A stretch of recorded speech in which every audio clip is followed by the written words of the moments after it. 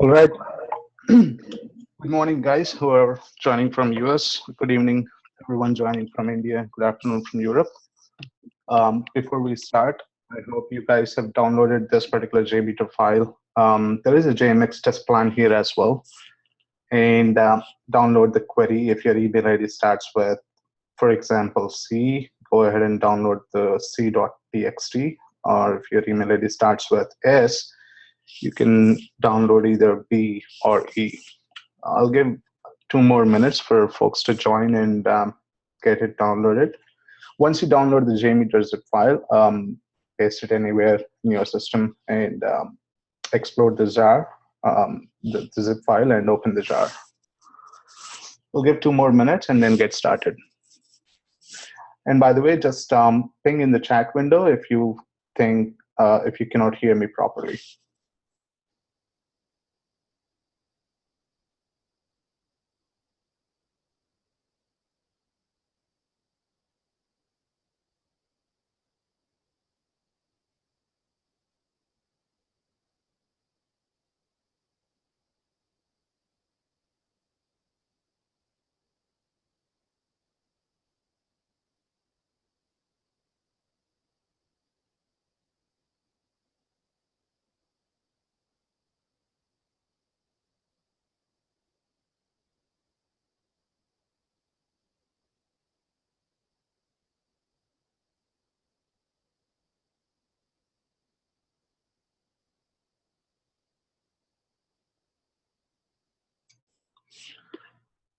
Okay, so I hope everyone have downloaded those files and you have those ready on your system.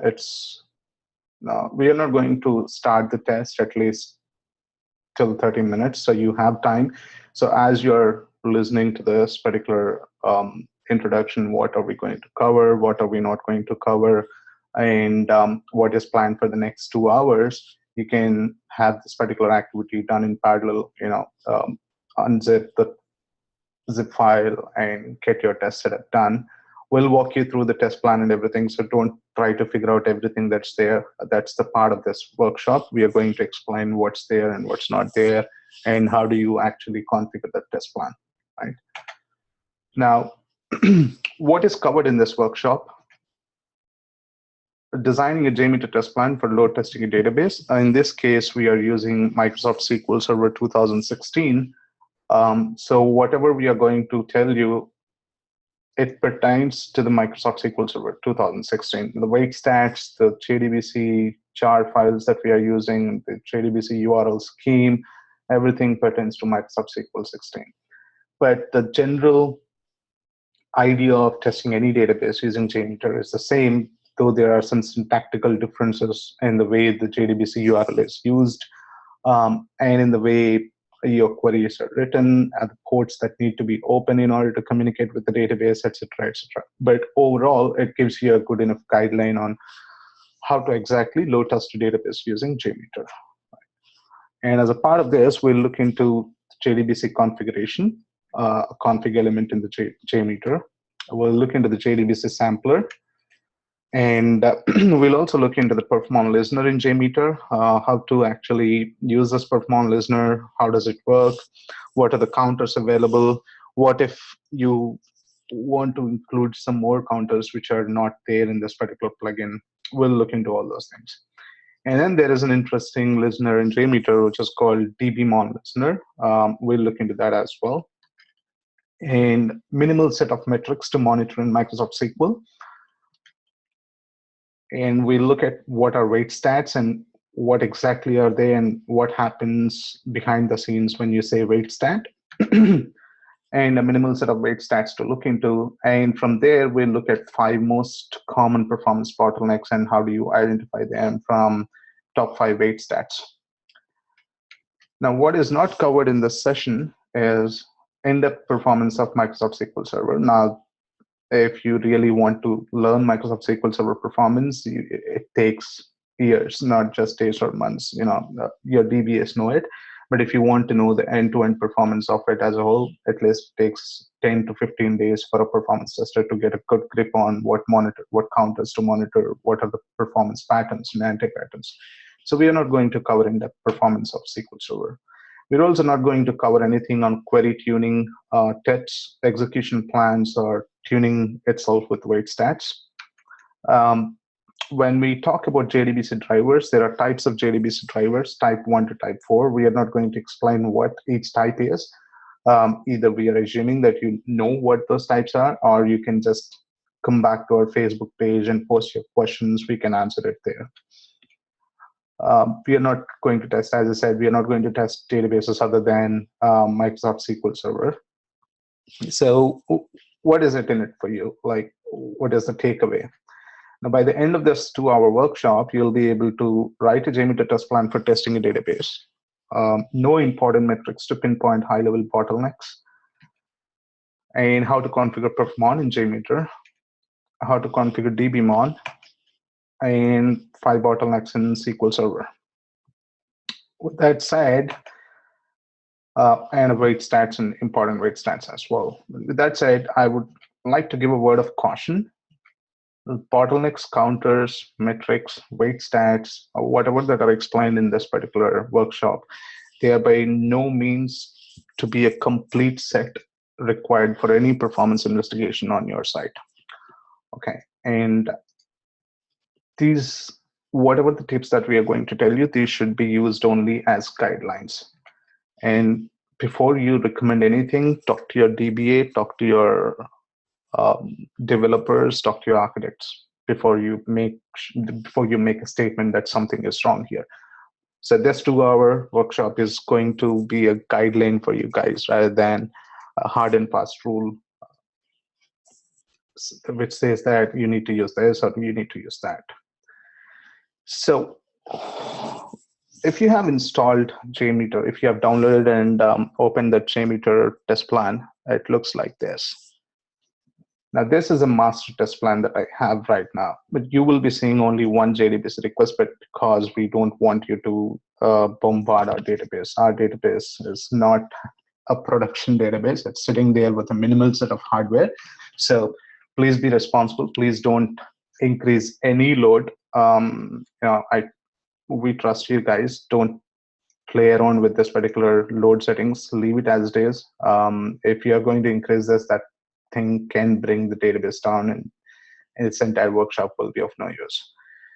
So once you open any JMeter, if you want to write a new database test plan, what is that you require? As with any JMeter test plan, you just go here and then add a thread group. Once you add a thread group, if you want to design a JDBC test plan or a database test plan, you go ahead and first of all go to the config element and then add a JDBC connection configuration. We'll look what it is. And from there are options in this particular JDBC configuration. What is a variable name bound to pool, connection pool configuration, and under connection pool configuration, you have max number of connections, max wait, time between eviction runs, auto commit, transaction isolation. We'll look into what each means. Connection validation by pool, and there are several options behind this: test while idle, soft min evictable, idle time, validation query, and then database connection configuration, database URL. This is actually the URL that you use to hit the database with a particular database name, and you have several options behind this as well: the driver class, the username, and the password. So let's bring this test plan now, and we'll look at each of these options.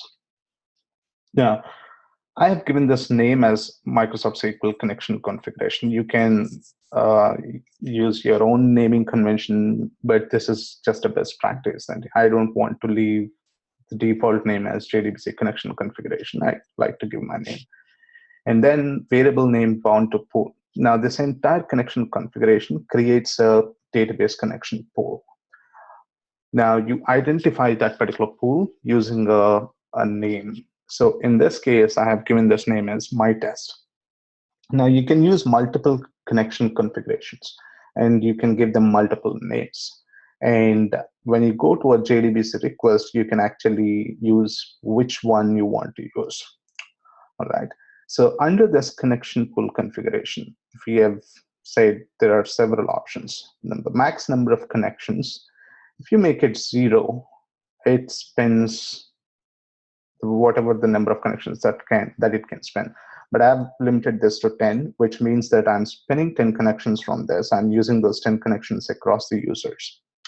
The max wait time is in milliseconds, which tells you it should wait 10,000 milliseconds. In other words, 10,000 seconds. It throws an error if this timeout period is exceeded while trying to retrieve a connection. So if you're seeing multiple timeouts because of this connection, let's say you are going to test this particular database with 500 users. In that case, your 10 connections may not be enough. You might want to increase those connections accordingly just to make sure that you don't get timed out because of not getting a connection. Now, time between eviction runs, there are two types of it. One here under the connection pool configuration. The other is under connection validation by pool. Now, this is a soft min evictable idle time, and this one is time between eviction runs. Though it has a complex name attached to it, it's nothing but it tries to see if the connections are idle. If the connections are idle, the evictor thread comes in and cleans up the connection. Now, the time between eviction runs is actually the time elapses before each invocation of that particular cleanup thread. The soft min evictable time is where it waits for this particular connection, the minimum time required for a connection to sleep before it gets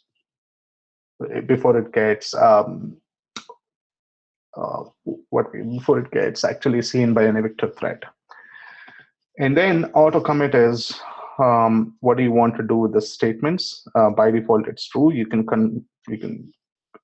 turn this into false. We are not going into the details of that. Transaction isolation, leave it at default. Don't do anything as such. Now, this is specific to SQL statements, which have a begin tran and end tran statements, which are the transaction for the database itself. There are several performance implications in the way the transactions are used. They can cause long wait times. They can cause your threads to hold up and thereby increasing locks. The entire transaction isolation topic is a big book in itself, but bear in mind this transaction isolation, keep it default unless and until your DBA wants something else here, whether he wants read uncommitted, read committed, or serializable transactions. The next section is connection validation by pool. Test while idle, what it does is your connection pool frequently verifies that the connection is intact frequently, like after every 5 seconds or 10 seconds, according to the configured timeout. By default, it's 1 second, I guess. Now, when it's testing it, it tests whether your database is still responding, whether you have threads that are working there. By default, it uses this select one query from Dual. It gets a response. If it gets a response, it sees that the connection is valid. Now, the database URL is where you are actually using your this URL is what hits your database. Now, my database is on Amazon EC2, identified by this particular IP. So, word of caution, after this workshop, if you're trying to hit this URL, you will no longer be able to hit this URL because this is a dynamic IP. And once this is removed, you can't hit this instance. So, this particular URL is only for this particular workshop. Now, 1433 is the port on which SQL Server listens to for TCP connections. Now, this particular port is going to be different for different databases. For MySQL, it's going to be different port. For Oracle, it's going to be different port. Similarly, for different databases, they listen on different ports. But in this case, since we are testing Microsoft SQL Server, it's only 1433. And then the JDBC URL for each vendor is different in its syntax. There is no need that this particular syntax will be the same for each of the databases, whether it's MySQL, Oracle, or anything else. So in this case, you tell what database you need to connect. In this case, we are connecting to AdventureWorks 2016 CDP3. This is a database that's installed on my server. And what is the JDBC driver class that I'm using? This entire documentation for each database vendor is available on their website, so you can go and read through it. But in our case, because we are using Microsoft SQL, that driver class is a type 4 driver class, com.microsoft.sql server.jdbc SQL Server driver. Now, by default, your JMeter doesn't ship with this driver. So that's where we asked you to download the bundle that we are using. So if you actually open that particular thing and navigate to the JMeter folder and go to your lib, this is where you'll see SQL JDBC 4.2.jar. This is the one that we have downloaded from Microsoft, which works for us in this case, and we moved it to the lib folder. So whenever you're testing a database, make sure you get the proper JDBC jar from the vendor and move it to lib folder and restart your JMeter instance. And then username and password, these are the users that you create on your DBA creates for you on your database, and the password of this particular user. So that's this particular entire JDBC configuration. Now, that whatever the JDBC requests that you're going to fire under this configuration are going to use this pooled connections. In this case, all these parameters. So you can go back, install a MySQL on your machine. By default, I guess MySQL listens on 33086 port, if I'm not wrong, and download a database URL, and you can do some fun stuff by yourself as well. Now, once that particular JDBC connection configuration is done, then comes your JDBC request sampler. You go to your samplers and then say JDBC request. So if you open up your JMeter file, I'm giving 1 minute here. So just open up your JMeter file. If you're unable to open it for some reason, just ping it in the window. I'll just stop for 30 seconds here before you all open up the JMeter file.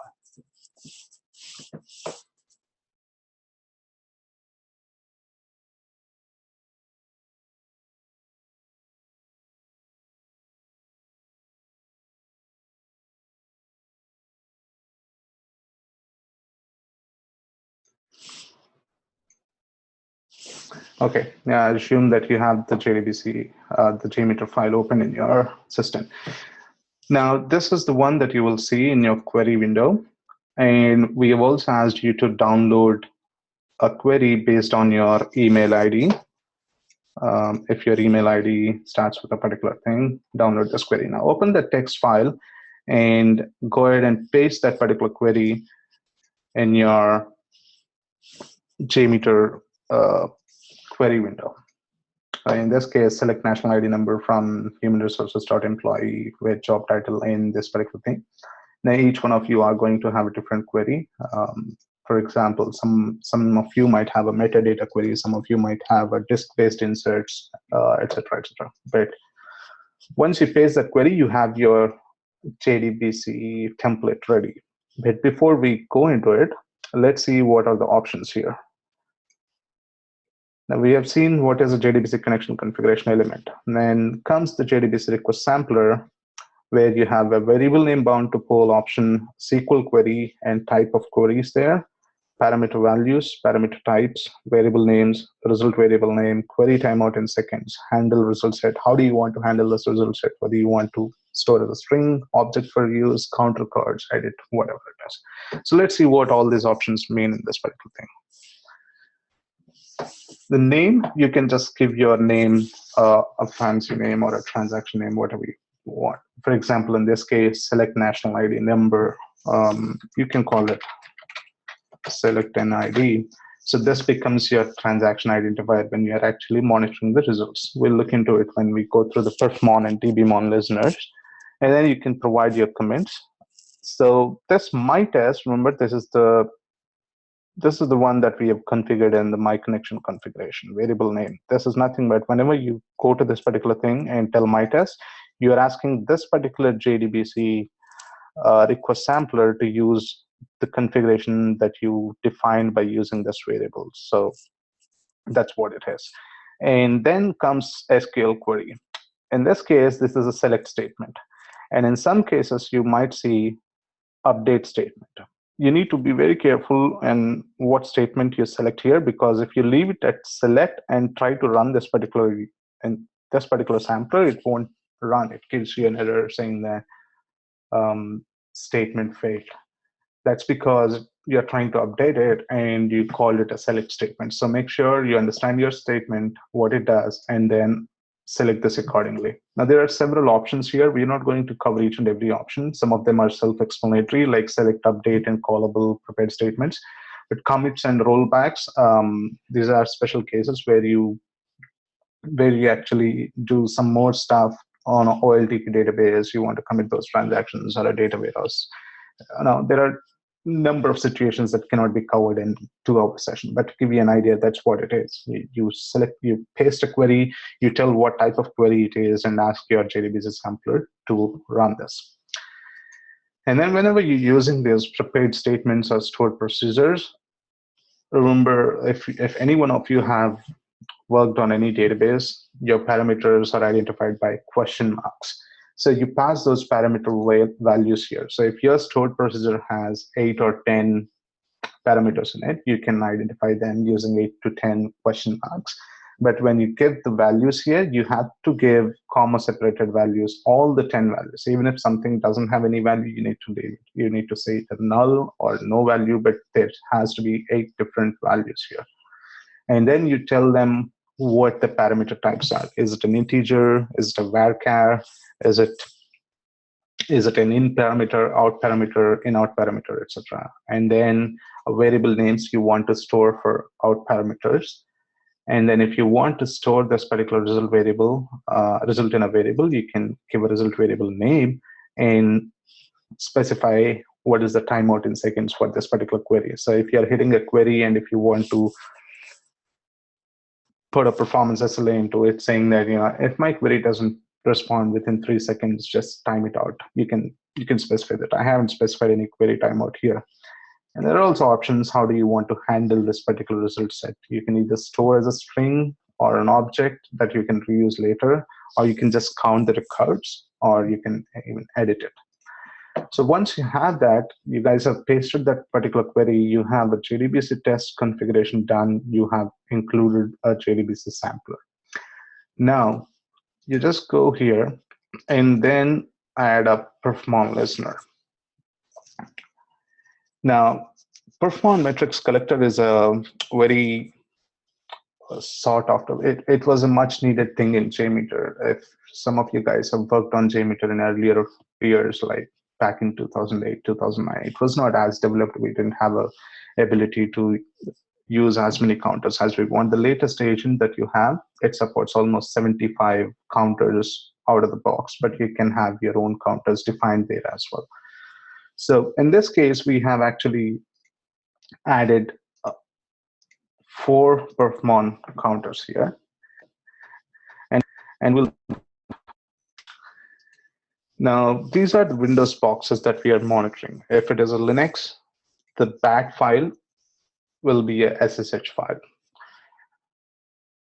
Now, this entire architecture of this Perfmon plugin, it has an agent that sits on your server box. And once you start the bat file, it takes those counters and it starts relaying to your JMeter master, which is listening to these particular things. And you can configure what metrics that you want to use. You can say, I want to use only per process, or I want to use a system processor total. You can do whatever you want that's available within the 75 out-of-the-box metrics, or you can write your own metric. But before you do this, make sure that your TCP and UDP ports for 4444, they should be open. They should be open to make sure that your agents that your master can communicate with agents, because that particular agent advertises its values through port 4444, and both UDP and TCP should be open. If you do not have this open, you might run into issues saying that connection timed out, JDBC connection exception, connection timed out.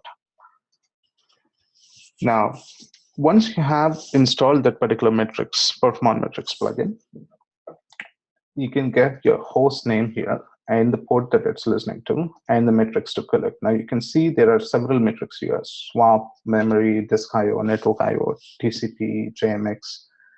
EXEC and tail are for custom metrics. We are not going to cover any of them, but you can say CPU here. And once you double click here, you just get this 3 dots sort of thing. You can go here, you can say per process. And if you know the process ID, you can just give the process ID here or scope of all, and then say what is the system CPU utilization across all cores, or a custom CPU.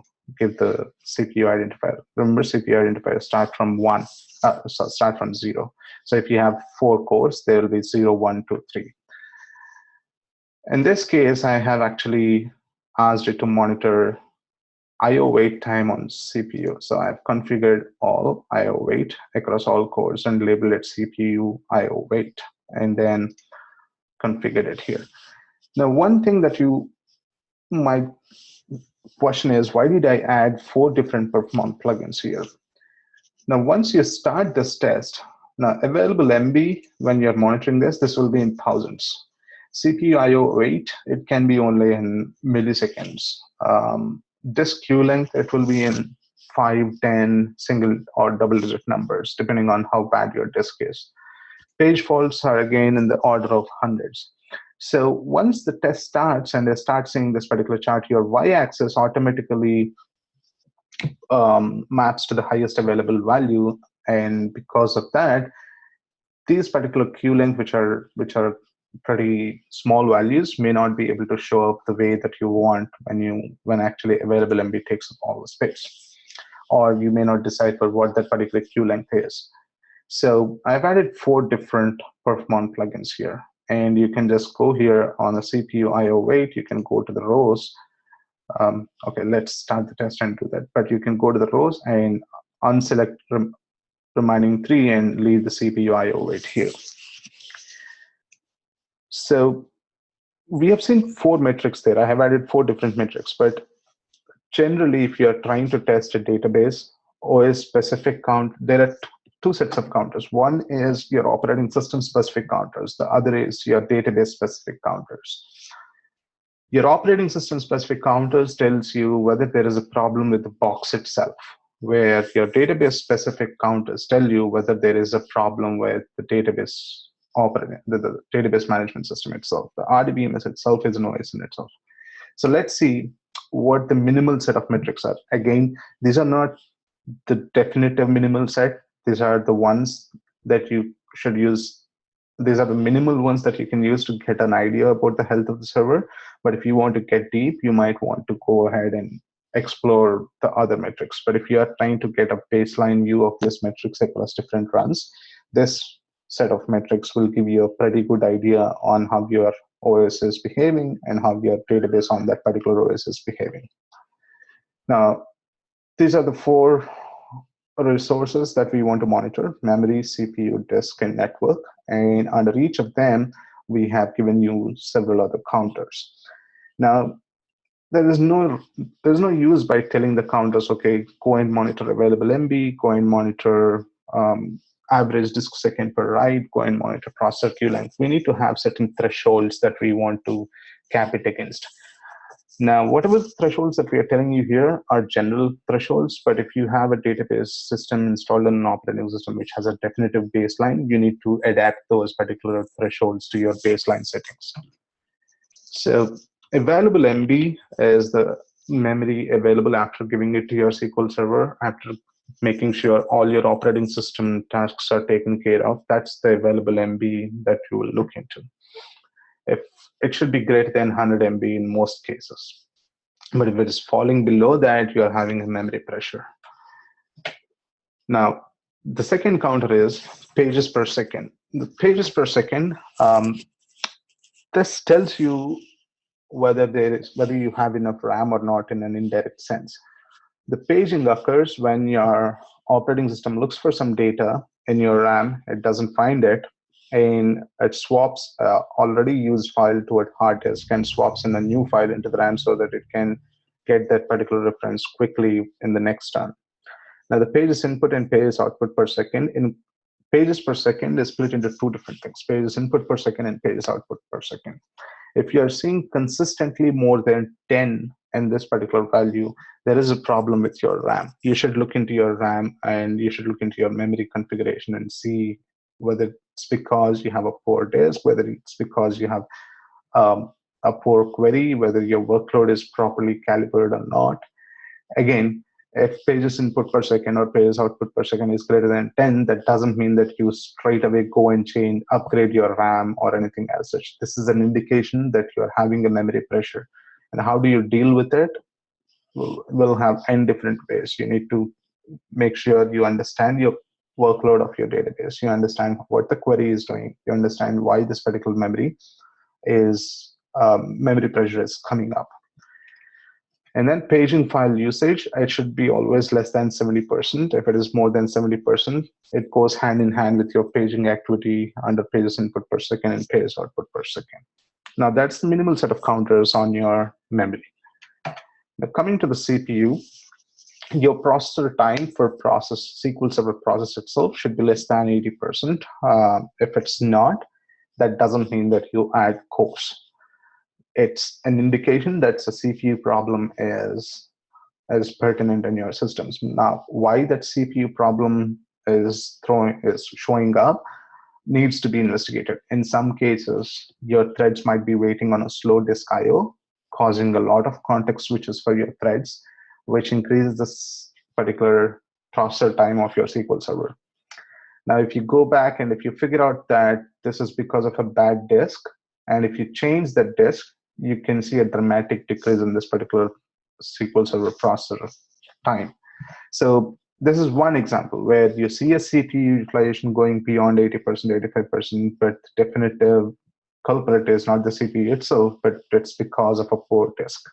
Similarly, if you have some queries which are actually doing a lot of input-output activity, we'll see in further slides, there is a condition called R-bar, which is row by agonizing row, which means that your client is consuming data row after row rather than caching all this particular result set at once. Now, that's a poor programming practice. When it does that, a row by row consumption of a client is actually showing up on the network, and the network holds up the disk, and that holds up the thread, and thread has a definitive time in this particular thing, and a processor cannot leave the thread forever to use this until and unless it acquires a lock or it suffers a deadlock. It needs to swap that thread and a context switch occurs. Now, multiply that by 100 or 200 or 1,000 such queries. What you have is a snowball. And then all these particular activities, because of a bad code in your application, causing a memory pressure and network pressure on your database, which is in turn increasing your CPU utilization.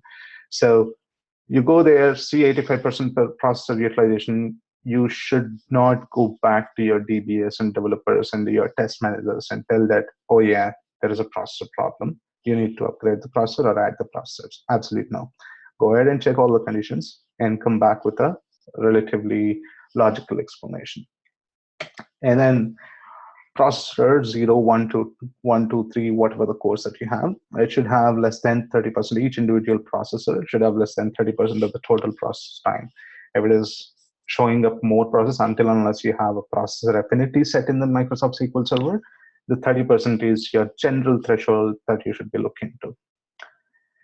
And then the other object is the processor queue length. So CPUs is how many cores that are advertised to your operating system. If you have hyper-threading enabled, remember it can show more number of cores than there are realistically, than what there are realistically. So if you have 4 cores, 16 per CPU, 16 processor queue length is okay to look at.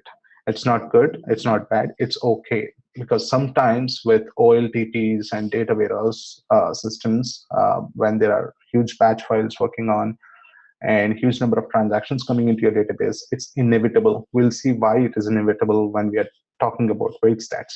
But 4 per CPU is the okay sort of number that you want to look into when it comes to processor queuing. But again, if it is consistently 4 per CPU, and if you are seeing latencies across your queries, which makes your performance SLA suffer, then you might want to see why this particular queue length is happening. How do you look at it? Through the wait stats. We'll discuss it when we go into the wait stats. And then average disk seconds per write and average disk second per read. Now, you see the question marks there. That's because it's very hard to actually put a threshold or a benchmark for a disk because people tend to use different types of disk configurations, sandbagged hard disks, flash drives, PCLE drives, RAID configurations, whatnot. And in the latest editions of Microsoft SQL Server, 99% of the time, or even 99.9% of the time, there is every chance that your SQL Server is not writing data back to the disk directly. The application code says it should be written, and the operating system makes sure that it understands it and it moves to the memory. And at a later point of time, if that particular code is writing to contiguous memory locations, it does all the writes at once. So when your process says, I need to write this back to the disk, operating system says, okay, I got it, and it moves to the RAM. So there, you do not see a disk write happening there. So you need to understand what exactly is happening inside your disk and how many reads and how many writes are happening. And the question marks here tell you there should be a baseline for your test or a pattern that you observe. If your database is pretty healthy and your average disk seconds per write is around 2 to 3, and you're okay with it, and suddenly after 2 months or 3 months, a new piece of code comes in, and if you see this particular disk seconds going up, then you have a problem.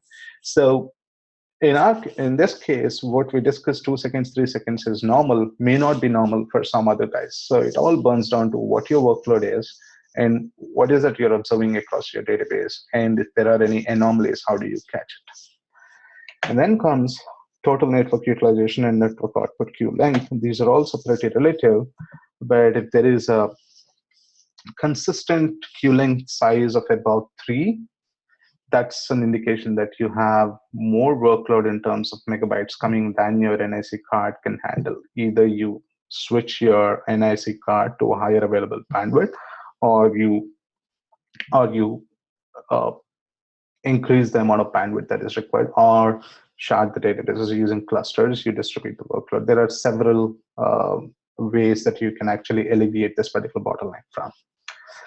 So that's this minimal set of operating system specific metrics to monitor when it comes to the database. This is what we have. We are going to configure as a part of this particular Perfmon plugin. Now, I didn't configure all those particular things for a reason. Now, I have configured only IO weight, which is of interest for me. I've configured available MB. I've configured disk queue length and page faults. Now, if I want to configure, let's say, page faults caused by SQL Server, now that particular Perfmon metric is exposed by SQL Server to the Windows Perfmon objects through your process object. But the problem with your Perfmon listener on JMeter is you don't see that particular metric anywhere here. So if you click here, you have CPU, memory, swap, and all these particular metrics. And let's say I want CPU, and I want to configure this to a different value. You say per process, and these are the ones that are available. Sure, you can go ahead and write your own custom metric using exaquintile, but there is an easy way to get that particular metric even though your Perfmon agent listener doesn't support it. That's where you add a DBMon listener. Go to your listeners and say DBMon samples collector. Now, these are the DBMon sample collectors that I have written here.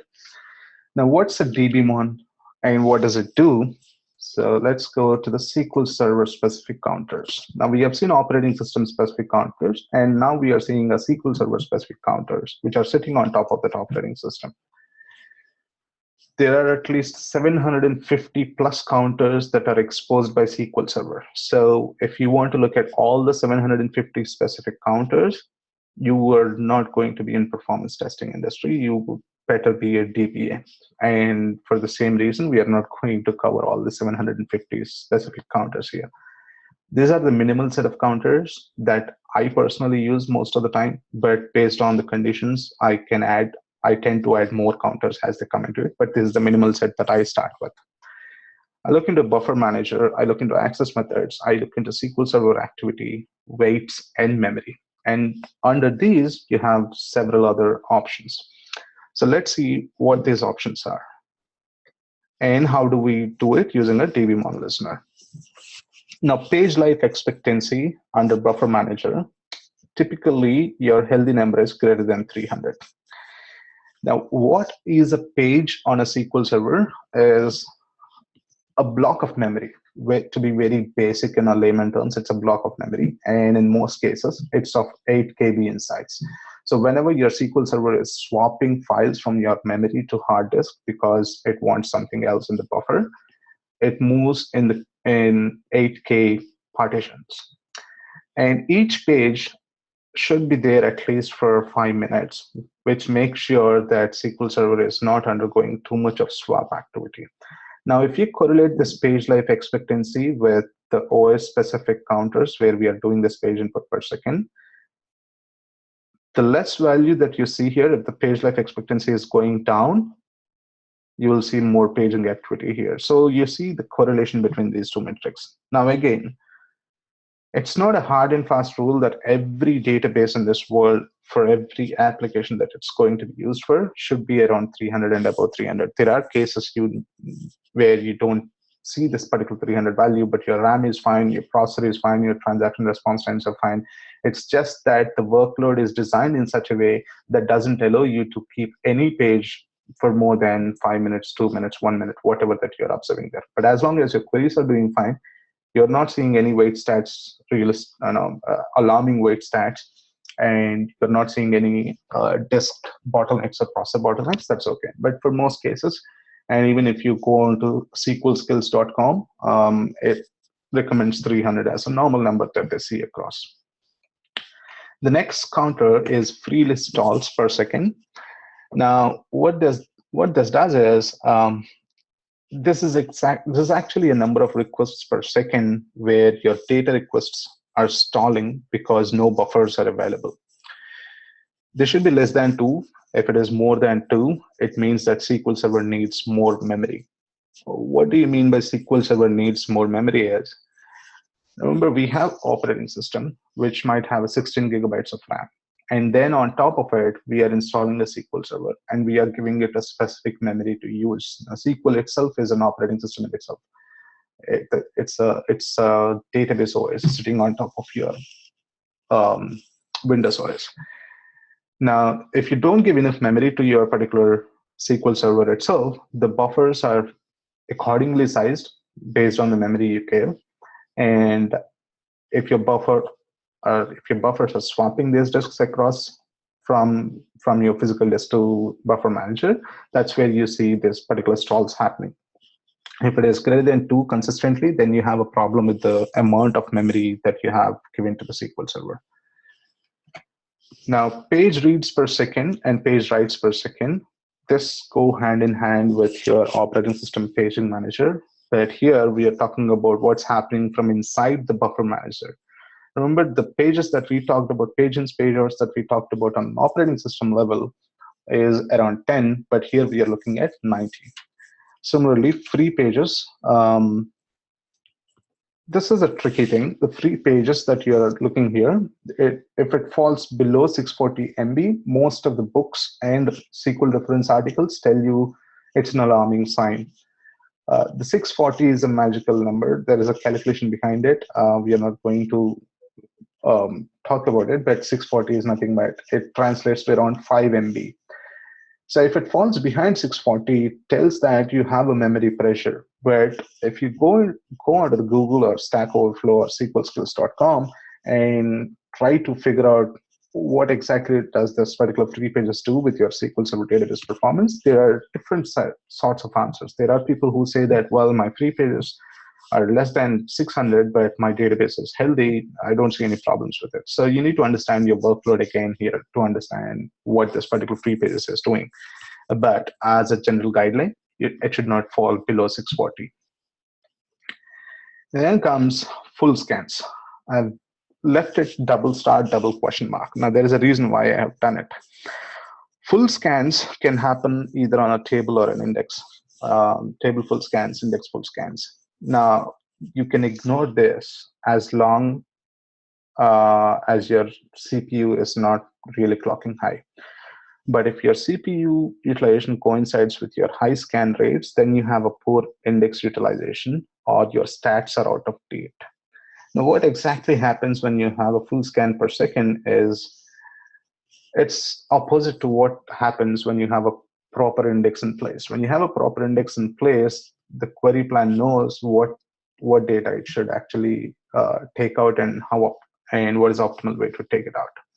But if it is missing or it's out of date, it scans this entire particular table. Now, remember, a table need not be in a single page or contiguous memory locations on your disk. It's actually, logically, it's a table for you, but physically, the records are spread across the disk. And when this particular table scan happens, you're actually traversing through random locations on the disk to get the data into your memory. And now that directly depends on how fast your disk is and how many requests your disk is serving and how long it takes to get that information back. So full scans per second can degrade your performance really bad. And then we're talking about SQL Server activity itself. Batches. It's a term that actually is a misguiding term of sorts. There is nothing. The batches contains everything that this particular SQL Server is doing. Your select statements, update statements, inserts, any SQL statement that you are actually asking SQL to execute. It's a batch that comes under batches. So it's a direct measurement of how busy your SQL Server is. Now, there is no definitive number here. It all depends on what your database is doing, what your application is doing, and how your workload is distributed across the cluster if you have a cluster as such. On the other hand, transactions is different. A transaction for a SQL Server typically begins with begin tran and ends with end tran, and it commits to your transaction log. Now, the transactions are there for a specific reason. On a broad level, if you go to Performance Engineers India on Facebook, there is a recent post which discussed about the same problem. So the transactions have this particular thing called serialization, which means that it cannot allow anything else to access a particular table or a particular row unless that particular transaction is done. That's serialization happening there. If you have more transactions than batches, then what's happening is you're asking the transactions that are following the particular first transaction to wait up till this transaction is completed. So that's where you have to have a low ratio to batches per second when you compare batches and transactions. And then compiles is where your query is compiled and the query plan is the SQL Server understands what your query plan is and it puts in the query plan cache ratio. If there are more than 10% of compiles happening than the number of batches, you have a poor SQL queries happening there. There is a concept called parameter sniffing. If you don't use the parameterization in SQL query, it can cause your query plans to go out of date pretty quickly, and that causes a lot of compiles on SQL Server activity. And then comes SQL Server weights, the percentage utilization of the CPU by total weights. Now remember one thing, even if you don't have any activity on your SQL Server, you will see a lot of weights. Everything waits on SQL Server. There is nothing that nothing can wait. Everything waits. We'll see why and how it does it, but everything waits on your SQL Server. And those wait times are actually defined by categories. There are at least 700 plus different types of weights grouped into 30 plus types of categories. And it tells you why is it waiting. Sometimes it tells you it's waiting because of parallelism. Sometimes it tells you it's waiting because of a disk, network, or thread pool, or a lot of weights. So you need to see the total weight, the CPU percentage because of total weights, and what the category of weight is, which gives you a basic idea on what's going wrong with your database. And on the SQL Server memory, plan cache hit ratio, it should always be 90%. This is a well-known thing for every one of us. Now, with that, we have seen What is a JDBC configuration element? We have seen a JDBC sampler. We have seen a Perfmon listener. We have seen a DBMon listener, and we have discussed this both OS and SQL specific things. Now, with the DBMon listener, you can actually get those particular things. Let's say I'm interested in plan cache hit ratio. Now, your SQL Server exposes Perfmon counters to your Windows Perfmon, and you can get those using a SQL query as well. So if I want to get this plan cache hit ratio using a Perfmon sampler, using a Perfmon listener, I need to go here, I need to add a row, and then configure it to use a particular thing. But the problem is, I don't have the plan cache hit ratio as a part of the agent that gets shipped for this particular JMeter. So the only way I can do is, I go here and say exec_tile, and then write my own shell command, cmd.exe or bash shell command here to get that particular thing. I don't want to do this because there is an easy way of doing this. Now I know this particular plan cache hit ratio is exposed, or in fact, any metric for a particular SQL Server that you see is exposed on Perfmon can be queried using a SQL query.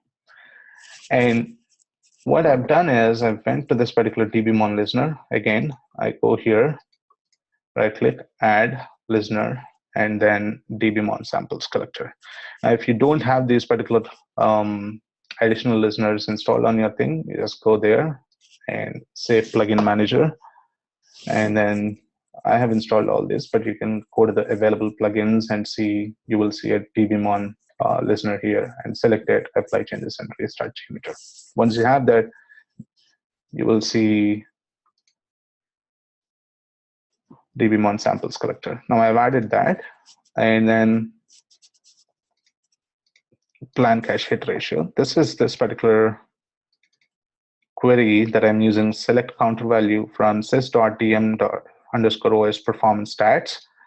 Now that's a DMV, which exposes your Perfmon counters, dm_os_Perfmon counters, where the object name, which you select from your Perfmon, is nothing but your object name, is like plan cache, and what's the counter name is equal to cache hit ratio. So I asked this particular DBMon listener to get this value from here.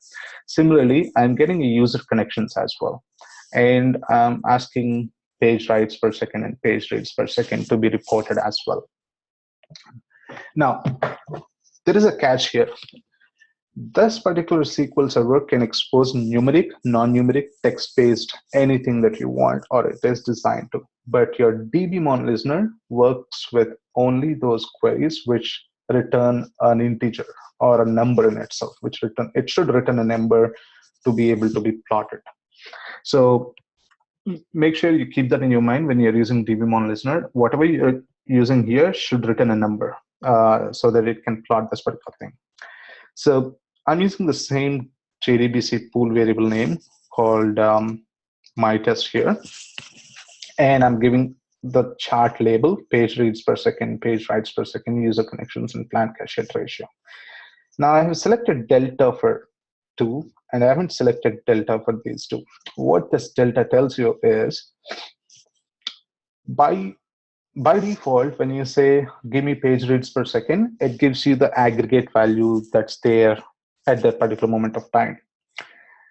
So it can be like 5,000, 5,200, 5,300 for every second, 5,100. It might be around the same, 5,200, 6,000, 6,500, 5,800. But when you check this delta, what happens is it tells you the difference between the two samples. So it starts with 0, and then the next, let's say the original value is 5,100. And in the next second, if it goes up to the 5,200, it takes the delta and it tells you it increased by 100. Similarly, page writes per second, I have selected delta. I haven't selected user connections delta because I'm pretty sure of what my user connections are going to be, and I'm really not worried about how many users have actually increased in a slice of time. And plan cache hit ratio, doesn't make sense to do a delta for plan cache hit ratio because you're trying to see whether your cache hit ratio is consistently above 90% or not. If you do a delta, it doesn't tell you anything because you don't know the base value and you don't know how the fluctuation is happening. So that's your DBMon listener. So now let's go ahead and run the test, right? Open up your JMeter files. I'm going to open my own test plan.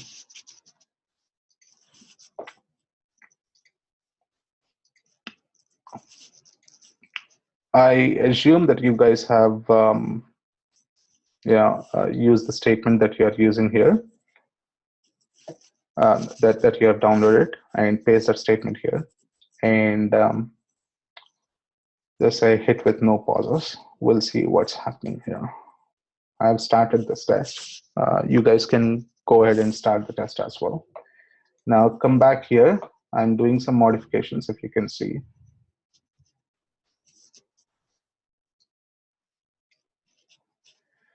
So in this particular case, page reads per second, I'm going to the rows. I'm monitoring only page reads per second and calling this page reads.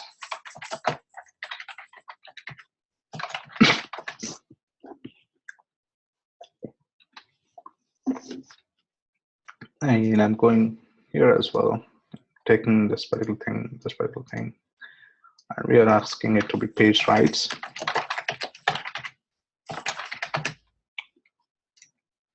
Doing the same for the other two as well. I'm unchecking the top two. I'm calling this plan cache hit ratio.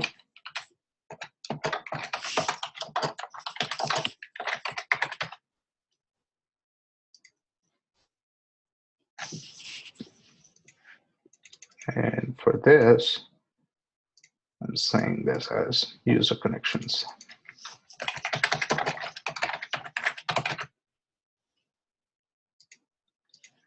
So now I have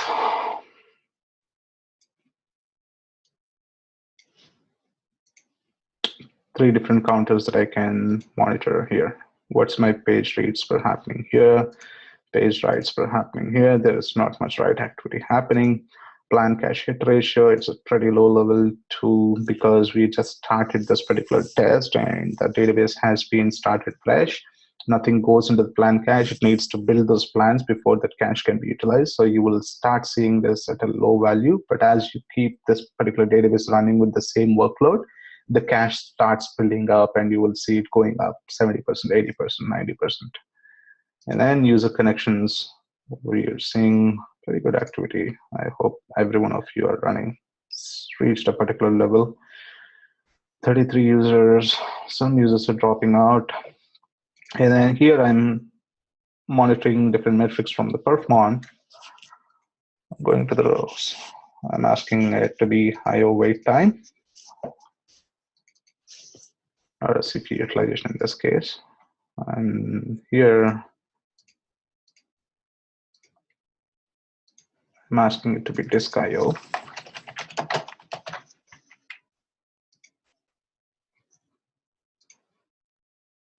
And then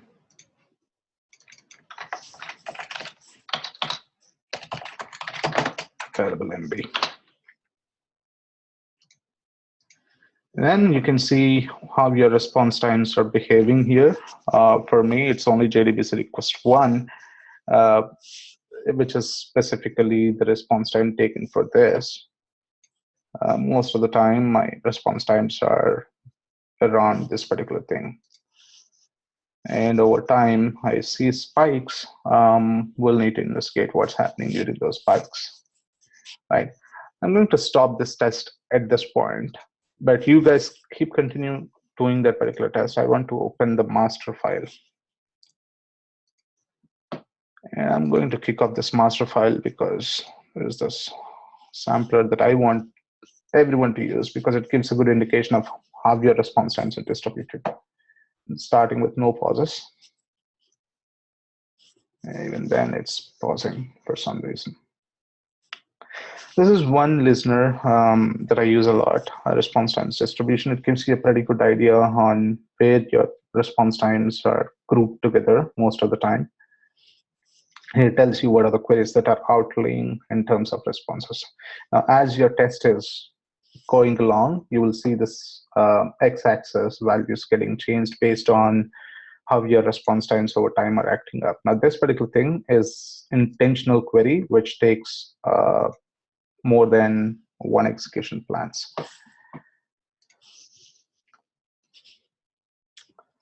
So now, at this point, you guys have seen what is a connection configuration, what is a database, JDBC sampler, how do you add Perfmon, how do you add DBMon, what can be added to a DBMon, what can be added to a Perfmon, and how to see this particular results.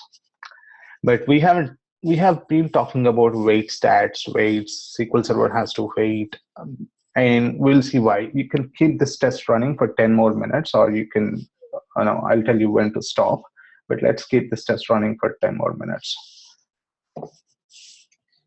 And then see what exactly wait stats are and why should anything wait on SQL Server.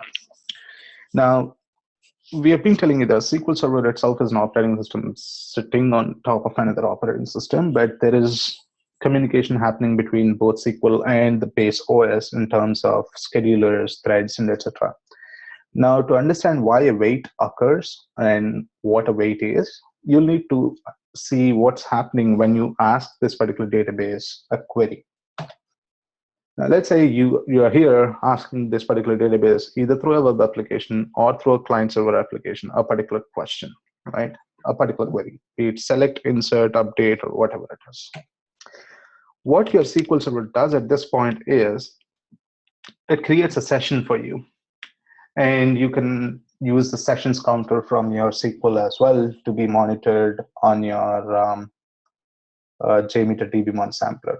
If you have seen any SQL performance management solutions like IDRAM or SQL Sentry or anything, they all work in the same way. They extract these objects and graph it for you and fancy graphs and tells you the information. But if you know the underlying architecture, be it AppDynamics, New Relic, SQL Sentry, IDRA, everything becomes the same for you because you know what patterns you want to see, what patterns you don't want to see, rather than being blown away by the style of the graphs and the style of the presentation itself. So once a session is established, the request that you ask to be executed, be it select, insert, update, or whatever it is, it becomes a request object to the SQL OS. From there, a request generally breaks up to several tasks. And SQL does it for everything, each and everything that's happening inside it, be it SQL Server specific activities, be it user activities. Any activity is a request for SQL Server, and each request can be broken down to one or more tasks. Now, the tasks themselves are not executables, but it's like breaking a particular piece together, doing it in parts, and then combining it as a whole. That's an efficient workload management. And why does it do it? We'll know by the end of this particular discussion. Now, based on the number of tasks, irrespective of the number of tasks, they get assigned a worker thread. Each thread is responsible for finishing that particular task. And most of the times, these threads are preemptively scheduled on Windows OS and non-preemptive scheduling on SQL OS for a different reason. But whatever the reason is, you have worker threads here. Now, your query from that point where you fired has become a request and has been broken into tasks, and these tasks are going to get worker threads. The worker threads from the SQL Server itself depends on a scheduler which talks to your Windows operating system. Now, the Windows operating system gives you the number of threads. Now, when you install the SQL Server, by default, there are a specific number of threads that the SQL Server spawns. Now, what are those threads? What is the number of the threads? Depends on your processor architecture, the number of processors you have, and how many cores, etc. There is a math to it, but if you're interested, we'll post these slides later on our Facebook page. You can go through that particular explanation. By default, if you have 4 logical processors, 32-bit system, around 256 worker threads is the default. And from there, as you add your processors, it gets multiplied by 8, number of logical processors minus 4 into 8. So this is what's happening when you actually ask a SQL Server a particular query. A session is established, a request is done and broken into tasks, and those tasks get worker threads, and worker threads are actually the threads supplied by your Windows OS, scheduled by the scheduler, gets the task done, and goes back to you. Now, each of these threads by default starts in wait list, depending on whether a thread is available or not. Now we have seen the number of threads is actually limited. It's not that infinite number of threads are available for you. Each thread, it's like in this case 256 threads. If those threads are not available, not all threads are spawned at once. Threads are spawned and destroyed by demand, on demand, and they respect certain timeouts. So every thread, most of the time, starts on a wait list, waiting for a thread. Every task waits and starts on a wait list, waiting for a thread to be available. Now, once a thread is available, there are 4 states that that particular thread can go through before it does its task, right? The first state is init, where the thread is initialized. The second state is runnable, which tells that this particular thread is in a runnable state. It has got everything it's needed, but it may not be running because it waits on some other object. It waits for a processor to be available. It waits for a particular another chain request output to be available for it to consume. Whatever be the reason, there are n number of reasons that a thread is still in runnable and not running. And from there, it moves on to the running phase, where your actual CPU time is consumed by this thread to get something done.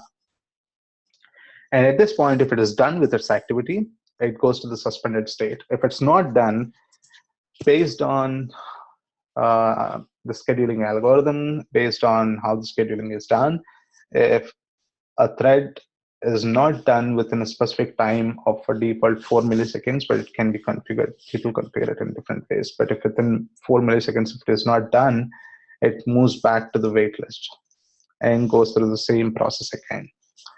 Now, we have seen this entire cycle, what's happening with a single thread. Now, when you look into SQL Server performance, now imagine this entire activity happening over 2,000, 3,000 transactions per second, 10,000 transactions per second, 20,000 transactions per second. And now you understand how many threads are there which are waiting and which are running, which are runnable, which are suspended. Now, there are 3 areas that you see here. One is wait list, the wait time that a particular thread spends. Now, before we go there, SQL Server OS actually tracks each and every thread that's going through these phases and marks them with the markers. So it knows when that particular SQL thread is on waitlist. It knows when it is in init. It knows when it isn't running. It knows when it isn't runnable. It knows when it isn't suspended, right? Now, one more thing. Just go ahead and stop your test now. I'm getting some resource alerts from my database. So if you can just go and stop this test, we'll go back. I assume you're stopping the test. Now coming back, SQL Server knows where these threads are and what's happening with those wait stats. Now, the time that's spent on your wait list is called a resource wait time, because your thread is actually waiting for a resource to be available, be it memory, CPU, for the thread to be available, for a thread to be initialized. And then it can be either in, once the resource is given, it can either be in a init time, init phase, either it can be in a runnable phase or a suspended phase. Now these 3 phases are called signal wait time. The signal is nothing but the CPU being available for it so that it can consume the CPU and get the task done. That's your signal wait time. And whatever the time that's spent on your running is the actual CPU time of your actual query. Now, all these 3 wait times together is what actually your total wait time.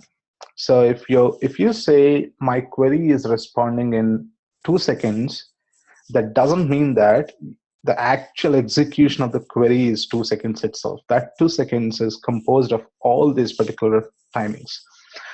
So now you see a correlation, right? So when I say, oh, my query is bad, it's taking 13 seconds, the actual work that the CPU is doing for that query may only be like 1.2 or 1.3 seconds, but you might be spending like 11 seconds either on a resource wait time or on a signal wait time.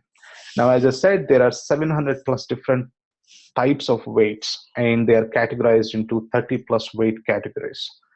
Now, you need to go back and see what it is waiting on and why is it waiting and what is the weight category it's spending most of its time on. That's where your performance tuning of a database using weight stats happen.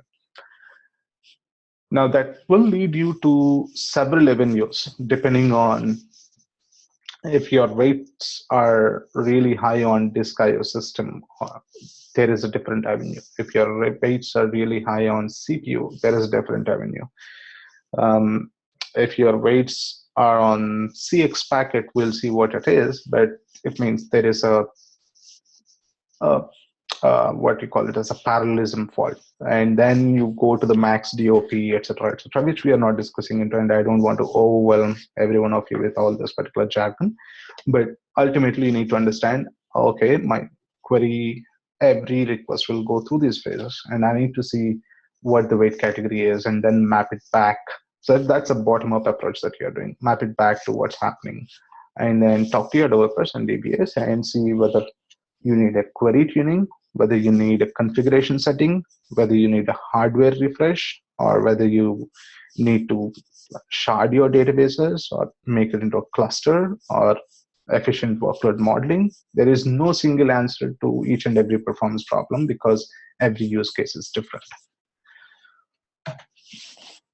So now I assume that you understand what this particular weight stats are. The top weight stats that you need to look into are, this is the website that I frequently follow, or that I follow most of the time, SQLskills.com. And Paul Randall is a great guy who writes those particular information on these particular things. Now we are going to look into 5 types of wait events: CX packet, page IO latch, async network IO. We'll discuss what RBAR is, write log, and we'll see what this particular thing does, and a thread pool. Now, CX packet is nothing but if you have a parallelism enabled on your SQL Server, that CX packet wait, you will see those CX packets waits building up. It's not a bad thing. That means your parallelism is working.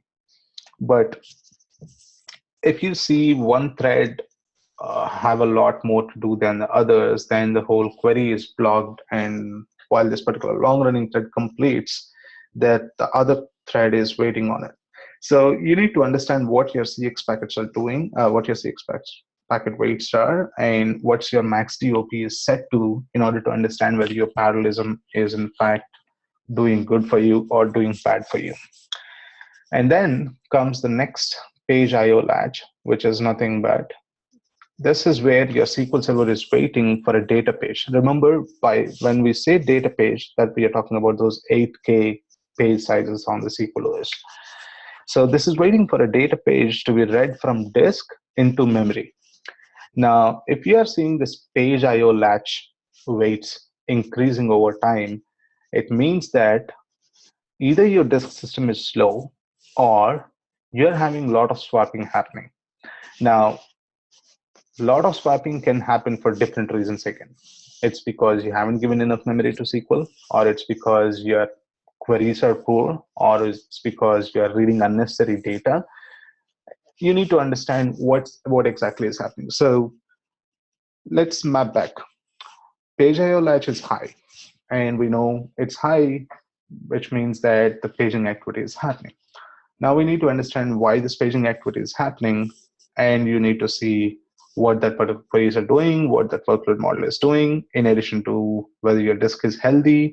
And then when you take this particular way of disk is healthy or not, you're going back to your OS specific counters where you're seeing disk queue length and average disk seconds per read, average disk seconds per write. Now you understand at this point, you should be able to correlate all those particular metrics from OS, all those particular metrics from your SQL Server, the DBMon that we have configured, the Perfmon that we configured. It starts painting a picture for you. So you're no longer blind, right? So you say your queries are taking time. Now you know why a query takes time.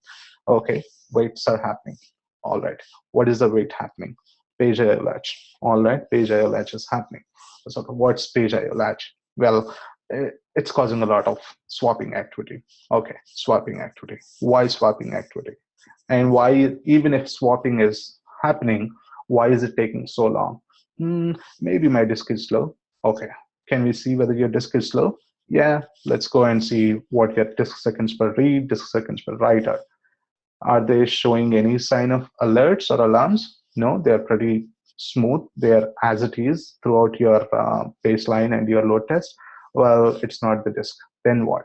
Swapping is happening, IO waits are happening, but disk is not the problem, which means that you are asking your SQL Server to page and page out a lot of data, which draws to a logical conclusion that, well, my queries are actually asking a lot of data. Do I really need that much data? And then you go to your application logic, right? And then you find out that in fact you need that much data. You can't help it because that's the way your application is working. So your disk is not a problem. Your application logic is not a problem. What's left?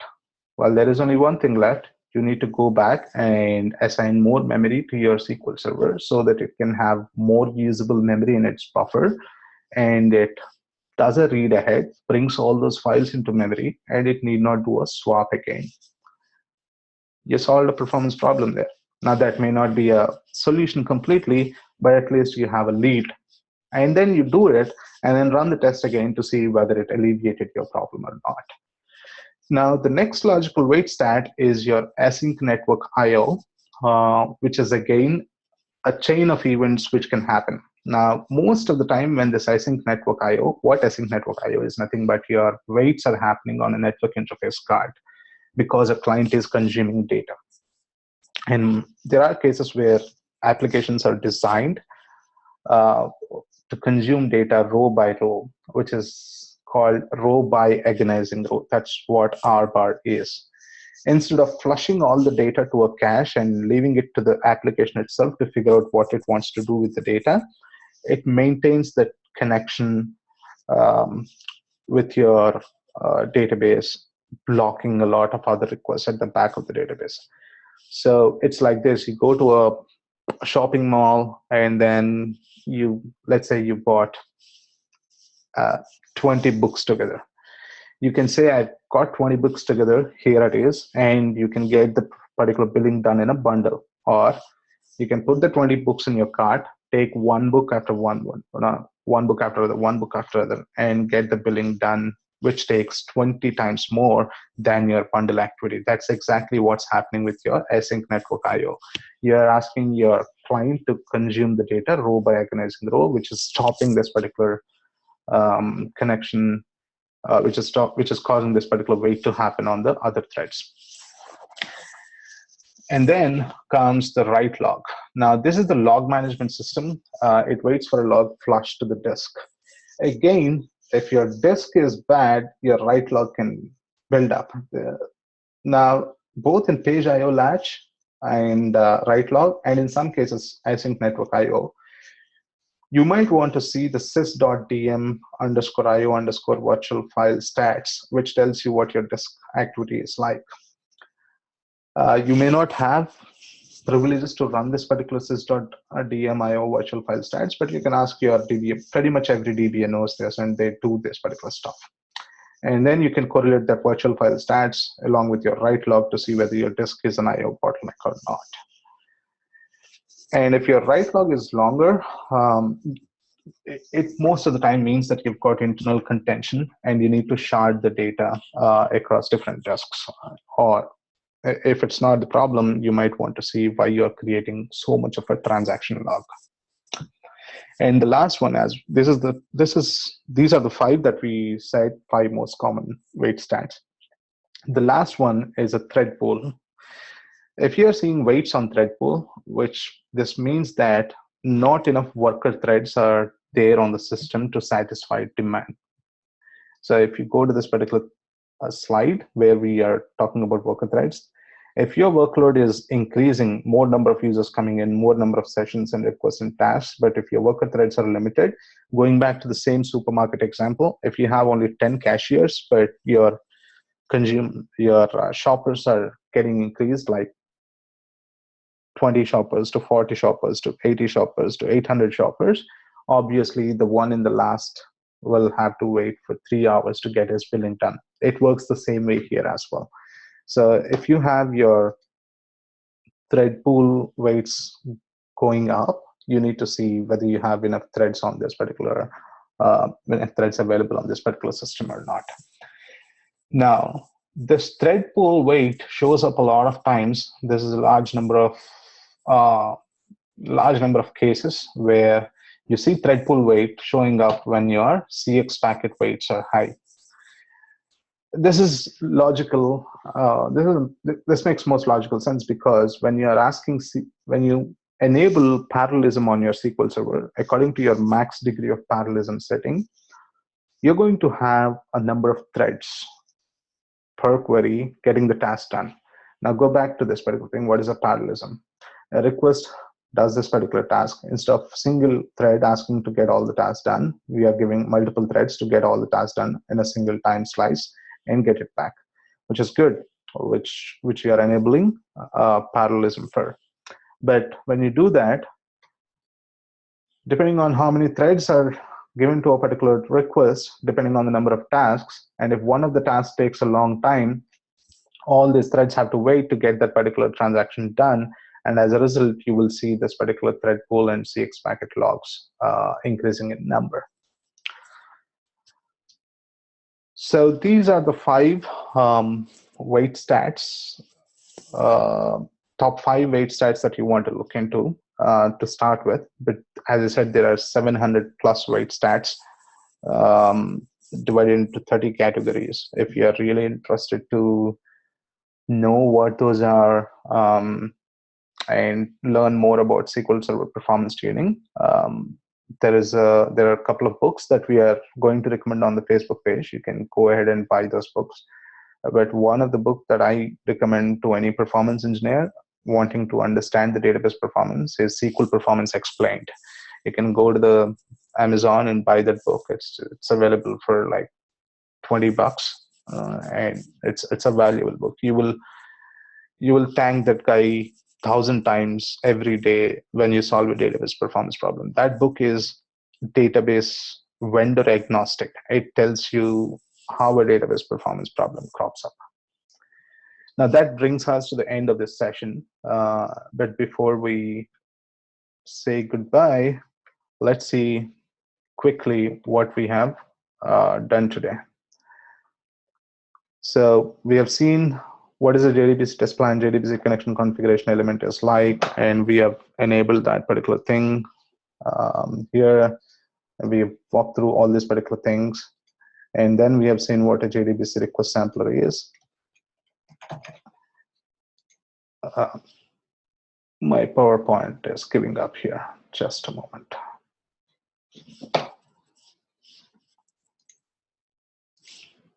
Anyways, we have seen what a JDBC request is.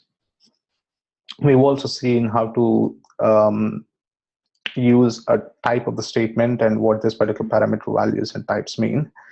We've also seen how to add a Perfmon listener, the concept of Perfmon itself, how it Perfmon listener itself, how it works, and we've also seen DBMon and what it is and how to use it. And then we have seen what weight stats are, why do they occur, and how do you actually look into the weight stats and try to gain some insights into what's happening with the performance problem of your queries. That's it. It was a great, it was fun doing this session. Hopefully you guys have got something back. If you like this particular thing, go ahead.